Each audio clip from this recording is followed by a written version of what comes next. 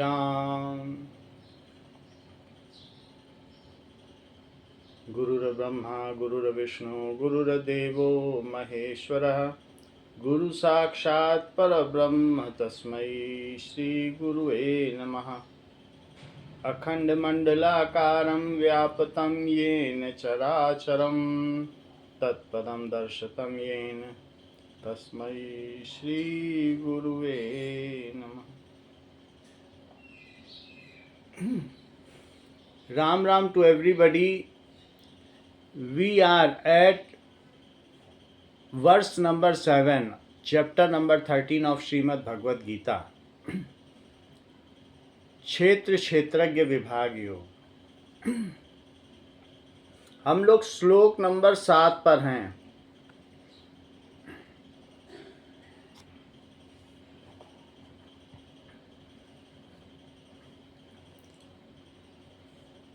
Lord Krishna says, अमानित्वम अदम्बित्वम अहिंसा क्षांतिरार्जवम आचार्योपासनम शौचम स्थैर्यम आत्मविनिग्रह। क्षेत्रज्ञ को क्षेत्र से अगर संबंध विच्छेद करना है और भगवान से तादात्म्य जोड़ना है तो उसके लिए भगवान कृष्ण ने 20 उपाय बताए हैं, जिसमें से कुछ की चर्चा पीछे हो चुकी है। अमानित्वम अमानी होना, अदम्भित्वम दिखावटीपन या दंभीपन का अभाव होना, अहिंसा हिंसा का न होना, शांति शांति का मतलब है सरलता होना, और इसके अलावा सहनशीलता होना। शांति का मतलब है सहनशीलता होना। और आर्जव आर्जव का मतलब है जीवन में सरल आचरण करना। जितना हो सके बहुत तामझाम नहीं होना चाहिए, आर्जव जीवन सरल होना चाहिए। तो अमानी होना, दंभी न होना, अहिंसा, और इसके अलावा शांति सहनशीलता का होना, और आर्जव का मतलब है जीवन का सरल होना। इन सभी पर बात हो चुकी है। आचार्योपासनम, जो गुरु हमको मिले हैं वो भगवान की कृपा से मिले।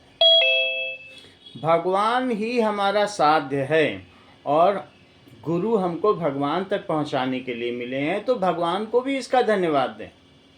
आर्जव गुरु की हर बात इसके आचार्योपासनम, आचार्य की तो उपासना करनी चाहिए कि गुरु हैं हमारे, परम श्रद्धेय हैं, पर भगवान ने हम पर बड़ा उपकार करके गुरु दिया है, तो इसलिए गुरु की सब बात माने और अपने साध्य को न भूलें। साधन सब कुछ हो सकता है, हमारी भक्ति हमारा साधन है। भगवान ने हमको गुरु दिए हैं जिससे कि हम उन तक जल्दी पहुँचें, वो उन्हीं के ही रूप हैं। तो भगवान को निरंतर याद रखें और आचार्य की उपासना करते रहें, गुरु की उपासना करते रहें। शौचम अमानित्वम अदम्भित्वम अहिंसा क्षांतिरार्जवम आचार्योपासनम शौचम स्थैर्यम आत्मविनिग्रह। तो 20 में से अब अगले पढ़ रहे हैं।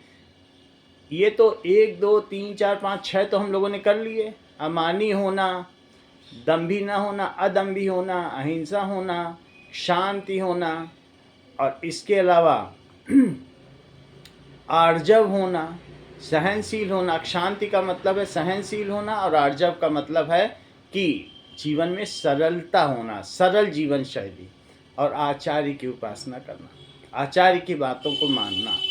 ये नहीं सोचना कि हमें सबसे पहले बताएं, आचार्य जो है गुरु हमको या पथ प्रदर्शक हमें सबसे आगे करें। जो वो जिसको जैसा योग्य समझता है करता है।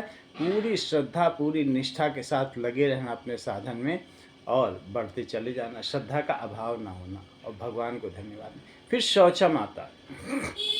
शौचम का मतलब है शुचिता, शुद्धता। तो जो साधक होता है उसमें शौचम रहता है, शुचिता रहती है। शुचिता का मतलब होता है कि बाहर और भीतर दोनों तरीके की शुचिता।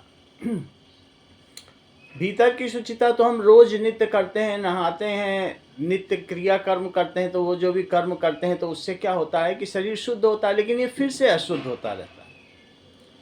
तो अंदर की शुचिता, बिल्कुल शुचिता तो संभव नहीं है। हाँ, नित्य प्रति हम इसे करते रहते हैं, लेकिन बाहर की शुचिता कैसे होगी? तो बाहर की शुचिता का मतलब है गुणों की शुचिता। गुणों की शुचिता कैसे होगी? तो गुणों की शुचिता होगी कि हम सभी साधक जो साधन कर रहे हैं, भगवान को पाने का प्रयास कर रहे हैं, वो झूठ से, कपट से, इन सब से दूर रहें। तो इसी तरीके से सच्चाई के साथ धन का उपार्जन करें, स्वधर्म का पालन करें और झूठ कपट से दूर रहें। झूठ कपट से कोई चीज़ न करें, तो ऐसा करने से शुचिता बनी रहती है। तो इस प्रकार से जो हमें मिला हुआ है पराया धन कोई है किसी और का, लेकिन उसको हमने ले लिया, ऐसा नहीं करना चाहिए। तो ऐसा करने से हमारी बाहर की शुचिता, गुणों में अपवित्रता आ जाती है। तो हमें शौचम, आचार्योपासनम शौचम, शुचिता रखनी चाहिए। स्थैर्यम, फिर अगली बात कही स्थिरता होनी चाहिए। अगर मन में संकल्प कर लिया है, बहुत पुराने अच्छे संस्कार हैं और हमने कहीं सत्संग सुन लिया, तो हमारे संस्कार ने नहीं, हमको भी भगवान को पाना चाहिए जैसे औरों ने पाया, संत कबीर ने, तुलसी ने, सूर ने, मीरा ने पाया, गुरु जी ने पाया, हमें भी पाना चाहिए। कोई भी संकल्प करें तो जो संकल्प है उसमें स्थिरता होनी चाहिए। ये नहीं कि सुबह का कोई संकल्प, दोपहर का कुछ है इस संकल्प के साथ हिंसा नहीं होनी चाहिए कि अपने ही संकल्प को मिटा दिए, तो जीवन में कैसे स्थिरता आएगी? तो संकल्प अगर हमारा किया है, भगवान से तादात्म्य में जोड़ने का संकल्प किया है, साधना में स्थिरता का होना आवश्यक है। हम साधक हैं, हमने कुछ सोचा है कि हम सुबह शाम ध्यान करेंगे, फिर शाम को कहा नहीं, मन नहीं कर रहा, तो ऐसा नहीं होना चाहिए। मन पर नियंत्रण होना चाहिए और जो संकल्प किया है उससे विचलित ना होना ही स्थैर्यम है। शौचम और फिर स्थैर्यम, स्थिरता भी साधक का गुण है। तो हमें स्थिरता होना चाहिए, तत्परता पूर्वक। धैर्य छूटना नहीं चाहिए कि अरे हमने तो इतनी आज बहुत मन से ध्यान किया और देखो कुछ अनुभूति नहीं हुई, भगवान के रास्ते में बढ़े ही नहीं, ऐसा नहीं है। ये बहुत धैर्य का क्षेत्र है, ये वीरों से भी बड़े वीरों का क्षेत्र है। तो इसलिए इसमें लगे रहना है। कई तो जो होते हैं वो कुछ ही पलों में पा लेते हैं और कईयों को जन्म लग जाता है, लेकिन लगे रहते हैं, होता जरूर है।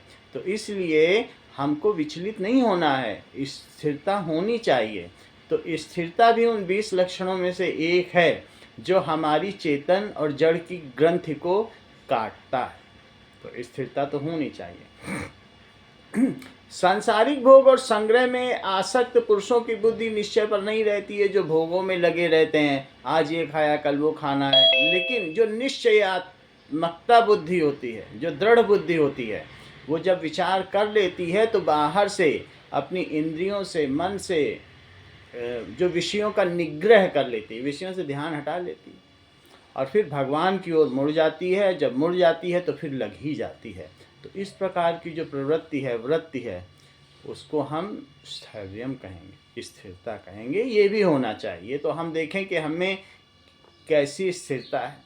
जितना हमको संतों के वचनों पर विश्वास होगा, निष्ठा होगी, उतनी ही हमारे अंदर दृढ़ता बढ़ती चली जाएगी। तो जैसे कि खूंटा है, धूप पड़े या छाही, बंदा हटने वाला नहीं, खूंटे को कितना भी हिलाओ वो गड़ा रहता है। तो उसी प्रकार से हमारी भी निष्ठा अचल होनी चाहिए, जो हमें साधन में आगे फलीभूत होगी। स्थैर्यम आत्मविनिग्रह। आत्मविनिग्रह का मतलब, यहाँ आत्म का मतलब मन है। तो मन को हमें बाहर के विषयों से हटाना है। वैसे तो जो विषय हैं, विषय का मतलब क्या है, जैसे कि हम आँखों से समुद्र का नज़ारा देख रहे हैं, तो समुद्र एक दृश्य है और आँखें देखने वाली दृष्टा हैं। अगर हम समुद्र ही देखते रहे, घंटों देखते रहे, 2 घंटे देखते रहे, कई दिन तक वही समुद्र वहीं खड़े होकर देखते रहे, तो जो दृश्य और दृष्टा है उनमें एकाकार हो जाता है। आँखों को फिर ये पता नहीं लगेगा कि वो दृष्टा हैं और ये देखने वाला है। समुद्र जो है दृष्टि है, दृश्य है, और आंखें दृष्टा हैं। लेकिन एक ही दृश्य को देखते रहोगे तो दोनों में एकाकार होता जाएगा, तादात्म्य हो जाएगा। फिर जब हम पेड़ देखते हैं, इधर उधर देखते हैं, तब पता चलता है अरे हम तो देखने वाले हैं, समुद्र तो एक दृश्य था। जब वहाँ से हटोगे तब तो पता चलेगा कि हम दृष्टा हैं। लेकिन जो दृष्टा आंखें हैं उसका विषय समुद्र है और विषय से उसे राग हो गया। तो ऐसे ही हमारी और भी इंद्रियां हैं, बहुत सारी इंद्रियां हैं।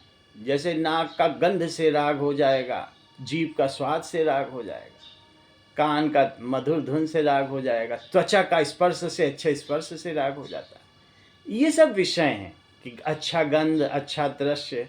तो विषयों से राग नहीं होना चाहिए। जब हम उससे निग्रह करते हैं, तो जब हमारा विषयों से निग्रह, सभी इंद्रियां बनी हैं, सब अपना काम करेंगी, शरीर को संचालित ये करेंगी, उसके लिए हमें राग रखने की आवश्यकता नहीं है। पशुओं में भी वो संचालित कर ही रही हैं।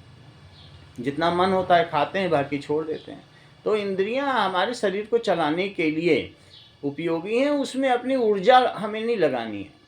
ऊर्जा है, शरीर ऊर्जावान है, उन्हीं पे नहीं खपा देने की। और राग हो जाए, वही विषय मिलते रहें, अच्छे दृश्य थे, बार बार वहीं जाके देखें, ऐसा नहीं होना चाहिए। तो आँखें दृष्टा हैं, समुद्र दृश्य है, लेकिन आँखों को भी देखने वाला कोई है।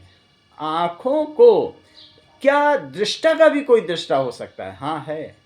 मन सभी इंद्रियों का दृष्टा है, मन उससे ऊपर है। कई बार आंखें नहीं भी रहती तो मन देखा करता है कि वो दृश्य देखा था, ऐसे देखा था, वैसा देखा था। कान सुनने लायक नहीं रहेंगे, लेकिन आवाजें गूंजा करती हैं कि हमारे दादाजी ये कहा करते। तो दृष्टा का दृष्टा भी होता है, इंद्रियों का दृष्टा मन है। आंखें समुद्र को तो देख सकती हैं, लेकिन आंखें मन को नहीं देख सकती हैं।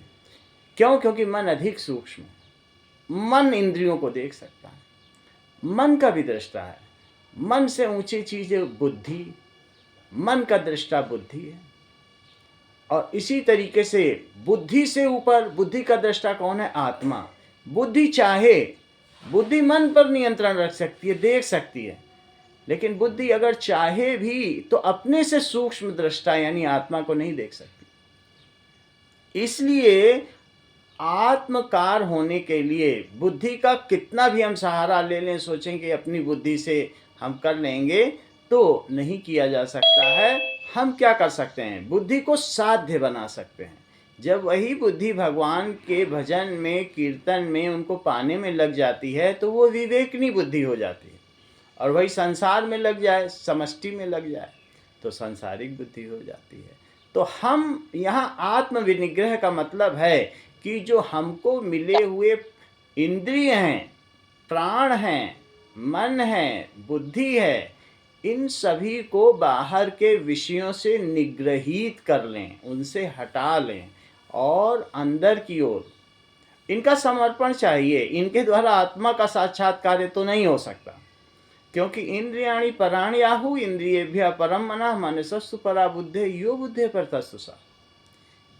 शरीर से सूक्ष्म इंद्रियां हैं, इंद्रियों से सूक्ष्म मन है, मन से सूक्ष्म बुद्धि और बुद्धि से सूक्ष्म आत्मा है। तो स्थूल से सूक्ष्म को कैसे देखा जा सकता है? क्या स्थूल तलवार कभी सूक्ष्म आत्मा को काट सकती है? क्या स्थूल अग्नि कभी सूक्ष्म आत्मा को जला सकती है? न क्लेदयन्ते आपो न शोषयति मारुता। हवा उसे सुखा नहीं सकती, क्योंकि वो तो सूक्ष्म से भी सूक्ष्म है। तो यहाँ भगवान कहते हैं कि हमको स्फुरणा तो होनी चाहिए, लेकिन संकल्प नहीं होना चाहिए। चित्र आते जाते रहें इंद्रियों में, रसगुल्ला खाते रहें, बढ़िया दृश्य देखते रहें, लेकिन उसका चिंतन न करें बार बार। चित्र का अच्छा दिखना या रसगुल्ले का स्वादिष्ट दिखना, अच्छे भोजन का स्वादिष्ट लगना, ये बस क्षणिक अगर है तो स्फुरणा है। लेकिन अगर खाने के बाद हम शादी से आ गए, बारात से आ गए, और आने के बाद चिंतन ही होता चला जा रहा है कि देखो कितनी अच्छी चिरौंजी पड़ी थी उस गुलाब जामुन के अंदर, और कैसा भरा हुआ था, अंदर तक बिल्कुल मुलायम था। चिंतन ही होता चला जा रहा है, कई दिनों तक होता चला जा रहा है। कोई भोग हमने भोगा, शरीर के लिए तो सभी विषय बने हुए हैं शरीर को चलाने के लिए, लेकिन अगर उसको वही चीज, वही दृश्य दर्पण में ही चिपक जाए, तो फिर उसको संकल्प कहते हैं। दर्पण के सामने दृश्य आते रहते हैं फिर, लेकिन दर्पण में चिपकता नहीं है। बट ऐसे कुछ मोबाइल फ़ोन होते, नहीं नहीं ये दृश्य अच्छा है, इसको कैद कर लो कैमरे में। ऐसे ही हमारा मन है, देखा देखा लेकिन कुछ अच्छा लगा, तुरंत फ़ोटो खींचो इसकी और उसको देखते रहो। तो जब संकल्प होता है, स्फुरना होना गलत नहीं है, स्फुरना से संस्कार नहीं बनते, देखने से, विषयों के संसर्ग से, उनके उपयोग से संस्कार नहीं बनते हैं। लेकिन अगर हमने उसको बार बार बार बार रिकैपिटुलेट किया, उसका चिंतन किया, तो वही जो मन है वो मन से फिर और अधिक गहरे चित्त में चला जाता है, और जब चित्त में चला जाएगा तो संस्कार बन जाएंगे, फिर उन्हें भोगना पड़ेगा। आपको मन में है वही रसगुल्ला हम फिर खाएंगे। अब उस बिटिया की दोबारा शादी तो नहीं हो सकती है, तो अब फिर और कहीं आपका मन लगेगा नहीं वहीं हमें खाना है। तो इस तरीके से आत्मविनिग्रह का मतलब है कि हम साधक हैं और हम एक अलग ही पथ के पथिक हैं। हमको इन सब चीज़ों से, सीढ़ी पे अगर तुम्हारा ध्यान चिपक जाएगा तो तुम छत पे कैसे पहुंचोगे? तो सीढ़ी एक साध्य है संसार में, यहाँ तक कि जो व्यष्टि भी है, और व्यष्टि के अंदर जो तंत्र भी मिले हुए हैं, जितने भी हमको बहुत सारे इंस्ट्रूमेंट्स मिले हुए हैं, मन है, बुद्धि है, प्राण है, चित्त है, अहंकार है, अहमता भी है। अहमता तो निज का होना है, लेकिन शरीर के साथ जोड़ लेते हैं तो अहंकार हो जाता है।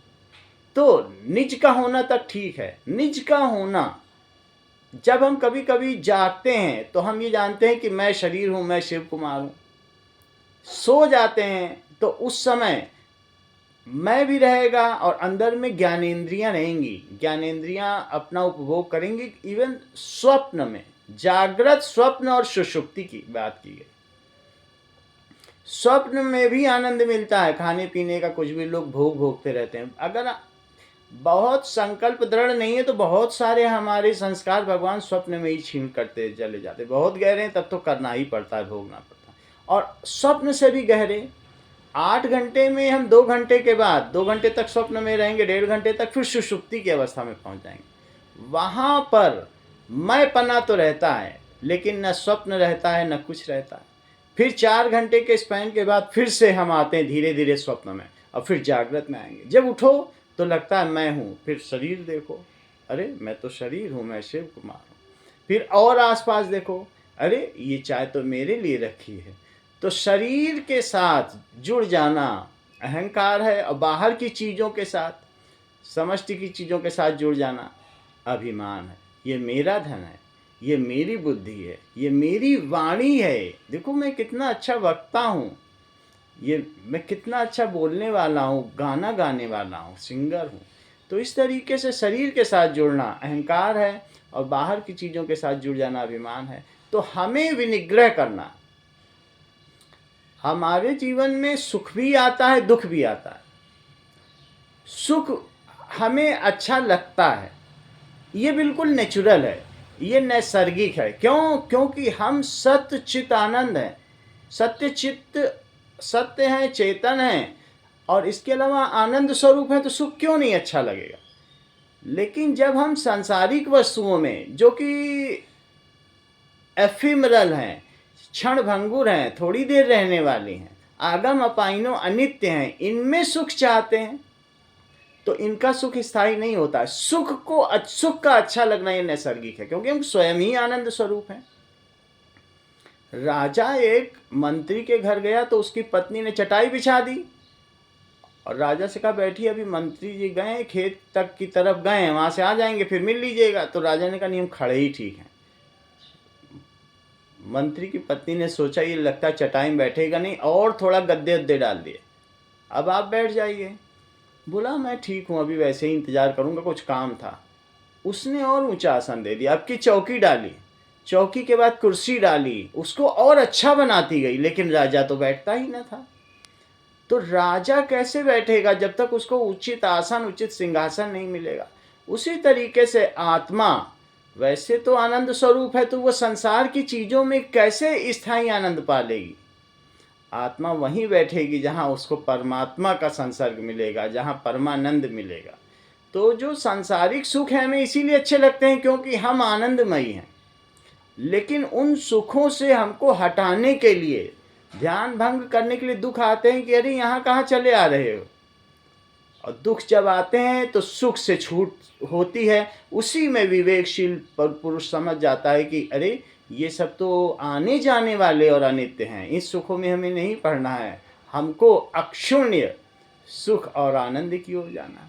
तो हमें इसके लिए आत्मविनिग्रह होना चाहिए। अपने मन को, बुद्धि को, प्राण को, शरीर को बाहर के विषयों से उनके प्रति राग नहीं होनी चाहिए। एक चीज हट जाएगी तो दूसरी भी हट जाएगी, फिर द्वेष भी नहीं होगा। किसी चीज पे आकर्षण होता है तो किसी चीज के प्रति प्रतिकर्षण होता है। तो जब राग भी हट जाएगी, जब हमें मतलब ही नहीं है, शरीर अपने आप चलता रहेगा, हम अपने काम में लगे रहें। तो यहाँ बात कही गई है, 3 बात हम लोगों ने देखी। एक तो शौचम, स्थैर्यम और आत्मविनिग्रह, 3 नई चीजें देखी इस पहले श्लोक में। 3 श्लोक भगवान ने बताए हैं। तो पहले श्लोक में हम लोगों ने कौन कौन सी चीजें देखी कि अमानित्वम, अदम्भित्वम, अहिंसा, क्षांतिरार्जवम, आचार्योपासनम, शौचम। शौचम, स्थैर्यम, आत्मविनिग्रह। खुद को बाहर से जितना भी हम हटा सकें, नियोजन नहीं करना है, वियोजन करना है, दूर हटना है, इस तरीके से। अगला श्लोक देखिए, श्लोक संख्या 8। भगवान कहते हैं इंद्रियार्थेषु वैराग्यम अनहंकार एव च जन्म मृत्यु जरा व्याधि दुख दोषानुदर्शनम। इंद्रियार्थेषु वैराग्यम, इंद्रियों में वैराग्य का होना। सभी इंद्रियों के प्रति भी, अभी कहा आत्मविनिग्रह, मन को हटा लें। मन को किससे हटा लें? इंद्रियों से हटा लें। इसका मतलब है आत्म यहाँ मन के लिए कहा गया था। मन को विषयों से हटाना आत्मविनिग्रह कहलाता है। अब भगवान कह रहे हैं इंद्रियों में वैराग्य का होना। इंद्रियों का विषय के साथ संबंध होने पर भी, विषयों का सेवन करने पर भी उनमें राग, आसक्ति या प्रियता नहीं होनी चाहिए। हम विषयों का सेवन कर रहे हैं, अच्छा खा पी रहे हैं, किसी दिन हल्का नमक ज़्यादा भी हो जाता है, कम हो जाता है, तो हम यही नहीं सोचें कि नहीं बिल्कुल ही ऐसा ही सब कुछ होना चाहिए जो मुझे अच्छा लगता है शरीर के साथ। तो इंद्रियां हैं, इंद्रियां अपना काम कर रही हैं। इंद्रिया का काम है कि शरीर को चलाना। अगर वो जो सही चीज़ है वो नहीं खाएंगी तो फिर शरीर कैसे चलेगा? लेकिन इसके लिए हमें आसक्ति, उनसे जुड़ाव नहीं होना चाहिए विषयों से। इंद्रियों का विषयों से जो जुड़ाव है उसे आसक्ति या राग कहते हैं, और विषयों से जो रिपल्सन है, प्रतिकर्षण है, उसे द्वेष कहते हैं कि ये नहीं चाहिए, ये नहीं चाहिए, वो द्वेष है। ये चाहिए, तो वो राग है। तो इंद्रियार्थेषु वैराग्यम, 8वें श्लोक में पहला गुण बताया भगवान ने, जो क्षेत्रज्ञ में होना। क्षेत्रज्ञ में तो होता ही है, साधकों में ये चीज हो जाए, साधकों में ये हो जाए तो क्षेत्रज्ञ बन जाए, जानने, खुद को जानने वाले बन जाए। खुद को जानोगे तो परमात्मा के ही हो जाओगे, उन्हीं से एकाकार हो जाए, तदात्म हो जाएगा। तो इंद्रियार्थेषु वैराग्यम, इंद्रियों का अपने विषयों के प्रति जुड़ाव नहीं होना चाहिए। ऐसा होना कब होता है? जब हमें संसार में, समष्टि में महत्ता दिखती है। जब संसार में ही महत्व देखोगे तो भगवान में महत्व को कैसे देखोगे? भगवान कम महत्व वाले हो जाएंगे। जब सीढ़ी में तुम महत्व देखोगे तो छत पर कैसे पहुंचोगे? सोचोगे सीढ़ी को ही पकड़े रहें। सीढ़ी को पकड़े रहने से छत का आनंद नहीं मिल पाएगा। अगर ऊपर नहीं जाओगे तो कैलाश पर्वत पर तुम मानसरोवर कैसे देखोगे? तो इस प्रकार से जो साधन हैं, साधन कभी साध्य से श्रेष्ठ नहीं हो सकते। अगर किताबें तुमने पढ़ी हैं तो 9वीं क्लास के बाद उन किताबों को छोड़ देना पड़ेगा, क्योंकि तुमने वो चीज़ पा ली है। अब तुम 10वीं की तैयारी करो। तो उसी तरीके से ये जो भी चीज़ें हैं, यहाँ तक कि हमारा शरीर भी, ये सब एक साधन है। तो साधन है तो हम साध्य को पा सकते हैं। साधन है, ये अच्छी बात है, साधन की कीमत है, शरीर की कीमत है, इसका देखभाल करना चाहिए। तो साधन में लेकिन महत्व नहीं रखना चाहिए। अरे ये बहुत अच्छी सीढ़ी, देखो इसकी बनावट कितनी, इसकी जुड़ाव कैसे, नीचे देखते रहे, सीढ़ी पर ही चर्चा कर दिए और ऊपर छत तक पहुंच ही न सके। तो इस प्रकार से जो हमारे शरीर के टूल मिले हुए हैं, इनको बहिर्मुखी न बनाकर अंतर्मुखी बनाना चाहिए। इन पर हमारा नियंत्रण तो होना ही चाहिए। एक स्तर तक तो ज्ञान भी होना चाहिए चीज़ों का, विवेकनी बुद्धि भी जागृत होनी चाहिए, तो वो भक्ति में सहयोगी होती है। भक्ति फिर हमारा एक साधन बनती है भगवान को पाने के लिए। तो ज्ञान अगर एक साधन है तो ज्ञान के साधन से हम भक्ति को साधें। ज्ञान के लिए भक्ति साध्य है, और भक्ति फिर जब पा जाए तो भक्ति को अब साधन मानते हुए भगवान को साध्य माने तो भगवान मिल जाएंगे। तो इस तरीके से जो हमको गुरु का ज्ञान, गुरु की किताबों का ज्ञान है, उस ज्ञान से भक्ति को साधना चाहिए और भक्ति पैदा करें। रामचरितमानस पढ़ के भक्ति पैदा करें। तो ज्ञान से, ज्ञान को साधन मानते हुए भक्ति को साध्य माने। फिर भक्ति जब मिल जाए, बढ़ती चली जाए, हमेशा बढ़ती हुई नित्य प्रवर्धिनी भक्ति, और फिर उस भक्ति से भगवान को साध्य मान ले। इस तरीके से करना चाहिए। इंद्रियार्थेषु वैराग्य। हम संसार के विषयों में राग न रखें। संसार के विषयों में अगर हम राग रखेंगे तो फिर भगवान का महत्व कम हो जाएगा। बड़े बड़े महाराजा हुए, शूरवीर हुए, उन्होंने कितने विषय भोगे होंगे, कितने 56 भोग खाते थे, लेकिन क्या उससे उनको कुछ मिला? और जो बड़े बड़े संत हुए हैं, उन्होंने कोई इस प्रकार के भोग तो भोगे नहीं। जीवन उनका आर्जव था, बिल्कुल सरल तरीके से जिए, सरलता से जिए, और उसके अलावा उनमें एक शांति भी थी, सहनशीलता भी थी। इस प्रकार से वो जीवन जीते रहे और उन्होंने आनंद को प्राप्त किया। तो हमको जिस मार्ग पर हम हैं, अगर हम साधक हैं तो इस चीज़ से फिर हमें चोरी नहीं करनी चाहिए। अरे हम तो दिखावटी के लिए साधक हैं, नहीं, चलना है तो चलना है, वरना तो जीवन धीरे धीरे क्षय हो ही रहा है। और जो साधक धीरे धीरे विवेकनी बुद्धि रखता है, वो बहुत बड़े बड़े प्रतिकूलता में भी बहुत सहज रह जाता है। बड़ी बड़ी प्रतिकूलता उसे प्रतिकूलता लगती ही नहीं है। उसका दुख का जो ऐसी चीज़ है, जो चीज़ उससे छूटती जा रही है, उसका उसके शरीर पर ही प्रभाव नहीं पड़ता, मन पर प्रभाव नहीं पड़ता।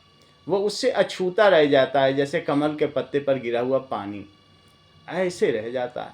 तो उसी प्रकार से हमको भी बाहर की चीज़ों से धीरे धीरे खुद को नियोजन करना है। इसी को भगवान ने कहा है कि इंद्रियार्थेषु वैराग्यम, इंद्रियों के अर्थों में वैराग्य। इंद्रियों में वैराग्य नहीं, अपनी ही चीज़ों को तुच्छ मानने लगोगे। अरे मन तो बेकार है। अरे मन कैसे बेकार है? ये शरीर को चला रही है तुम्हारे यंत्र हैं। यंत्र बेकार कर लोगे तो फिर पाओगे कैसे? इंद्रियां भी यंत्र हैं, शरीर भी यंत्र है, मन भी यंत्र है, बुद्धि भी यंत्र है, अहंकार भी यंत्र है। कि यहाँ तक कि एक समय तक तो जो साधना के बिल्कुल अंतिम पादान तक मुझे पाना है, मुझे पाना, फिर वो मुझे की भी चीज हट जाती है। फिर निर्विचार, विचार भी नहीं रहता कोई, और निर्विकल्प, किसी को कुछ नहीं पाना, मैं भी छूट जाता है। निर्विचार, विचार तो छूट ही जाते हैं। बुद्धि और मन का टिकट बाहर रख देना पड़ता है, और अहंकार का, तब जाके वहाँ एंट्री है। वहाँ एंट्री हो गई, विज्ञानमय कोश में पहुँच गए, तो भगवान अंतिम कृपा करते हैं।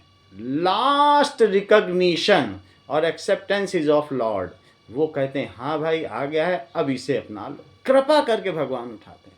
ये नहीं कि हम ही को पाना है, हम पालेंगे, हमारे हाथ में कुछ नहीं है। एक स्तर तक तुम्हें पहुंचना है, वहाँ से पिकअप करने के लिए टैक्सी खड़ी है, वो तुमको ले जाएगी जहाँ ले जाना है। तो वैसे भगवान के हाथ में है एकाकार करना।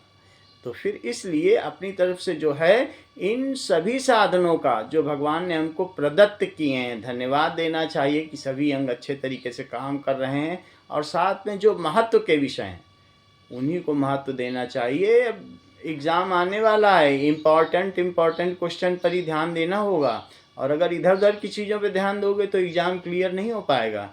तो इस प्रकार से हमको जो दिए गए यंत्र हैं, उनको नियोजित करके वहाँ लगाना होगा, जो हमको हमारे साधना के मार्ग में हमें साध्य से मिला सके। दैट इज इंद्रियार्थेषु वैराग्यम। पहले कहा आत्मविनिग्रह। आत्मविनिग्रह का मतलब क्या होता है कि मन पर नियंत्रण, और इंद्रियों में, इंद्रियों के अर्थों में वैराग्य, इंद्रियों का विषयों के साथ वैराग्य। फिर इसके बाद अनअहंकारेव च, इंद्रियार्थेषु वैराग्यम अनहंकारेव च, अनहंकारेव च, कि हमें अहंकार का ना होना। अहंकार कैसे नहीं होगा? ये धीरे धीरे वाली प्रक्रिया है। पहले अभिमान नहीं छूटेगा। अभिमान कैसे छूटेगा? जब हम जीर्ण शीर्ण अवस्था में पहुंचते हैं, जरा हो जाते हैं, तो धीरे धीरे जिन चीज़ों को तुमने माना था, पहले तुम पूरे घर में ऐठे ऐठे घूम रहे थे, अब तुमको एक कमरा दे दिया जाता है। फिर उसके बाद देखते हैं, नहीं नहीं, एक कमरे में भी बहुत ज़रूरी है, कोई बहू बेटी रहेंगे, तुमको कोठरी दे दी जाती है। कोठरी में वही तुम्हारा घर है, तुम घर के मालिक हो। धीरे धीरे अभिमान पहले छूटता है। तुम्हारे हाथ की जो चाबी है, जो तिजोरी की, जिसमें तुमने बहुत कुछ रख रखा था, पैसे रख रखे थे, वो चाबी भी अब तुमसे ले ली जाती है। छोटी छोटी चीज़ों के लिए तुमको मान मनौवल करनी पड़ती है बहुत, तब जाकर तुमको चश्मा मिलता है, खाना मिलता है, वही खुद का कमाया हुआ। तो इस तरीके से पहले अभिमान छूटता है। अभिमान छूटता है कि ये सब मेरा घर है, मेरा धन है, मेरी संपत्ति है, मेरे बच्चे हैं। वही बच्चे फिर तुमको तुम्हारी जीर्ण शीर्ण अवस्था में देखते भी नहीं है, कि बहुत बुरी अवस्था में अकेलापन हो। अमिताभ बच्चन ने कल के पोस्ट में लिखा कि देखो, हमसे अभिषेक बच्चन कल मिलने आए, मैं बहुत दिनों से अकेला था, मुझे अच्छा लगा। कितने बड़े से बड़े लोग हों, लेकिन बच्चे मिलने नहीं आते हैं उनसे, तो ऐसी स्थिति हो जाती है। तो पहले अभिमान छूटता है। जिस समष्टि के साथ हमने अपना बंधन बांध रखा था, ग्रंथि बांध रखी थी, वो छूट जाती है। धीरे धीरे फिर इन कर्मेंद्रियों पर, जिनके बाहुबल पर हमें नाज था कि ये मेरा हाथ है, हम इससे ये कर लेंगे, ये पैर है, वहाँ चले जाएं, कहीं कुछ नहीं जा सकते। जिन आँखों पर, जिन ज्ञानेंद्रियों पर हमें नाज था, न खाने का कुछ मन करता है, न देखने लायक कुछ रह जाते हैं, सुनने में कम सुनाई पड़ता है, जिन ज्ञान, उनसे भी छूटता है। मन कुछ करने को नहीं करता, मन से साथ छूटता है। प्राण से, प्राण जो पान अपान उदान व्यान समान, सभी प्राण शिथिल हो जाते हैं शरीर में। तो कहीं पर भी न पाचन ग्रंथि ठीक चल रही है, न श्वसन ग्रंथि ठीक चल रही है, कुछ भी ठीक नहीं चल रहा है। इस तरीके से हमारे अंदर न संचार तंत्र चल रहा है। अलग अलग तरीके के तो ये वायु हैं, उन पर भी शिथिल हो जाते हैं। मन शिथिल हो जाता है, बुद्धि काम करना बंद कर देती है। इसी बुद्धि से हमने कितने कितने लाभ कमाए थे, अब वो बुद्धि काम करना बंद कर देती है। फिर धीरे धीरे अंत में जो अहंकार है, शरीर से साथ भी मोह छूटता है। किसी किसी का तो वो भी नहीं छूटता है, शरीर के साथ भी मोह रहता है। कईयों का तो अपने बंधु बांधवों के साथ मोह रहता है। सोचो तब शरीर जब छूटता होगा तो कितने कष्ट का वो अनुभव करते होंगे। क्यों? क्योंकि आत्मा जाना चाहती है, लेकिन उसके साथ जो मैं का चिपकाव है, मेरा शरीर, तो शरीर छोड़ने में कितना कष्ट है। तो इन भगवान कह रहे हैं अनअहंकारेव, न तो तुमको समष्टि को अपना मानना है, न इस व्यष्टि को अपना मानना है, इस शरीर को भी अपना नहीं मानना है। तो जो साधक हैं वो धीरे धीरे अपने को इन सभी चीज़ों से, विषयों से, शरीर से अलग करते चले जाएं और अनुभव करते चले जाएं कि मैं क्षेत्रज्ञ हूँ, मैं ये शरीर भी नहीं हूँ। तो इस प्रकार का अनुभव करना कि मैं इन सब से अलग हूँ। जैसे बैंक में बहुत सारा पैसा रखा है और तुम सोचो ये थोड़ा पैसा मेरा है, तो ये उससे क्या होगा? मोह होगा। उसी प्रकार से जो आत्मा है, नित्य सर्वगता स्थान, वो सभी जगह है, और तुम सोचो उसमें से ये जो थोड़ा सा शरीर है ये मेरा है। आत्मा सब जगह ठसा ठस भरी है, और उसमें से तुम थोड़े से चीज को अपना मान रहे हो। सेठ का बहुत बड़ा महल है और उसमें उसी का लड़का सिर्फ एक कमरे को अपना मानता है, तो उस लड़के का भी दुर्भाग्य है, सेठ भी दुखी होता है। भगवान कहते हैं देखो मेरा बेटा है और अनंत शक्ति उसका दायाद है, और ये भगवान का पुत्र है। देखो कितनी थोड़ी सी चीज़ को अपना मानता है, पूरे सबको, सत्य को अपना क्यों नहीं मानता, ब्रह्मांड को अपना क्यों नहीं मानता। श्री राम। इसके आगे अगले हफ्ते चर्चा की जाएगी।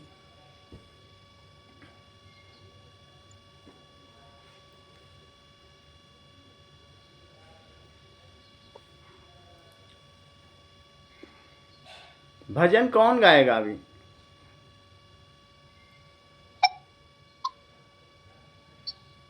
नीलम जी गा रही थी, कहाँ चली गई?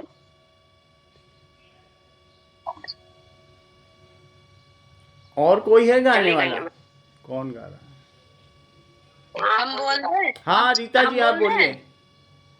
रीता शर्मा जी भजन बोलिए। श्री राम।